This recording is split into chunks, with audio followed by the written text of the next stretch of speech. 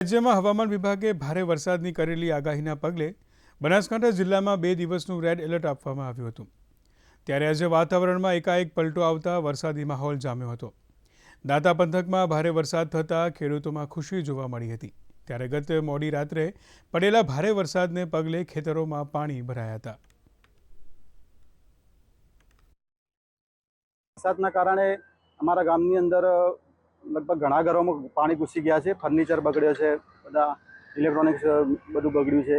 એ સિવાય અમારા ખેતરોમાં પણ બધા પાણી ઘૂસી ગયા છે અને પાણીના કારણે ખેતરનો પાક બધો નિષ્ફળ ગયો છે। દાંતા પંથકમાં ગત રાત્રિથી ભારે જે વરસાદ પડ્યો હતો, કહેવાય છે કે ગત રાત્રે જે વરસાદ પડ્યો છે તે દાંતા તાલુકામાં 7 ઇંચ જેટલો વરસાદ નોંધવામાં આવ્યો છે। અને ખાસ કરીને વાત કરીએ કે દાંતા તાલુકામાં ખેડૂતોની પરિસ્થિતિ ખરેખર દયનીય બની છે। આપણે ચોક્કસપણે બતાવવા માંગીએ કે જે ચોમાસું પાક છે તેમને વાવવા માટેના ખેતરોમાં પાક વાવ્યો હતો, પણ હાલ તબક્કે તમે જે રીતે જોઈ રહ્યા છો ખેતરો જે છે એ બેટમાં ફેરવાઈ ગયા છે અને સમગ્ર પાક છે એ પાણીમાં ધરવાઈ ગયેલો જોવા મળી રહ્યો છે। અને જે પાક છે હવે કોઈ જ કામમાં નહીં આવે અને આ પાક ફરી એમને વાવેતર કરવું પડશે, જેના કારણે હાલ તબક્કે જે વાવેલું બિયારણ છે એ બિયારણ એનું ફેલ ગયું છે। ખેડૂતને જે રીતે વરસાદ પડી રહ્યો છે એને લઈને ભારે દુઃખદ બાબત ગણાવી રહ્યા છે। મહેન્દ્ર અગ્રવાલ, દૂરદર્શન સમાચાર, દાંતા।